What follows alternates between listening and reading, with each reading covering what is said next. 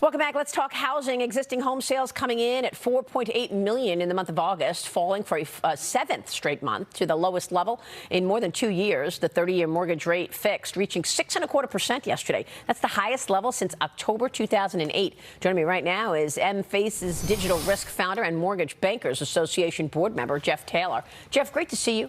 Thanks very much for being here. 6.25% on the 30-year is more than a double from where it was just a year ago. What has that meant for the housing market? Well, Maria, great seeing you as always. Thank you for having me. So the first thing I want to say is, like, the housing market is extremely structurally sound, and that's the biggest takeaway I want to talk about right now.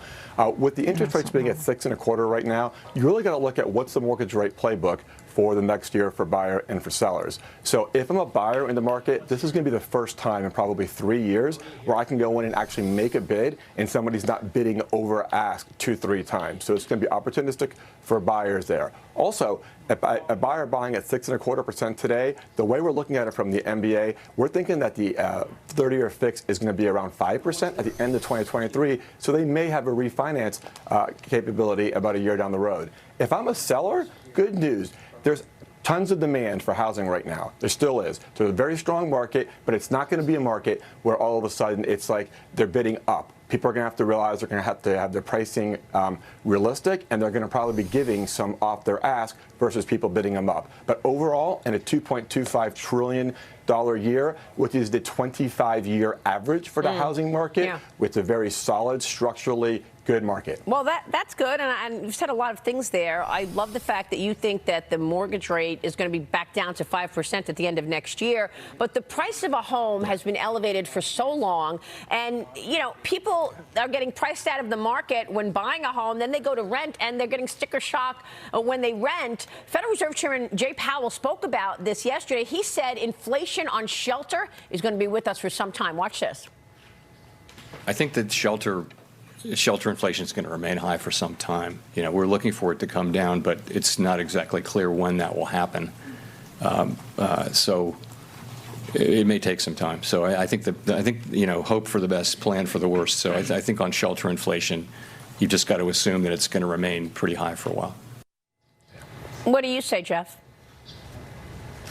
You know what, Maria, I mean, and it's a great point, right? Because it's shelter inflation, but it's everything in consumers' lives are more expensive, whether it be groceries, autos, everything, more importantly. So a couple things. One, if you're in an existing house right now, you may pause. You may not be looking to sell. You may say, I'm going to stay here, and maybe I'll take a home equity loan if I want to fix up my house. And if you're looking to get into the housing market right now, you're going to have to feel very solid about all the consumers spend in your life, right? Whether it be food, whether it be auto, all those things to say if you're going to get into the housing market right now. Bob Nardelli. Yeah. So Jeff, again, I want to comment on this. I know in our area, in the Georgia area, we are already starting to see existing housing prices drop, number one. Number two, from my days at Home Depot, we're also seeing the shift from investing in your home to maintaining your home.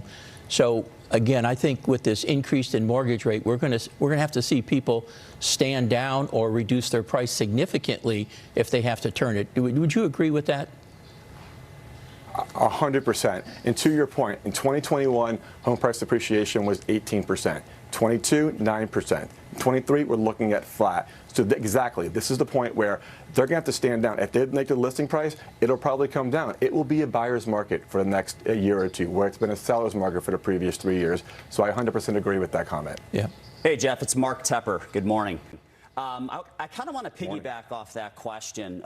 Look, first-time home buyers have been completely priced out of this market, primarily because they didn't have the cash to make an all-cash offer, so they're reliant on mortgages. And I'm wondering, do you think home prices will drop enough to offset a mortgage rate that continues to go up to finally give these first-time home buyers a chance to own a home for the first time ever? Real quick.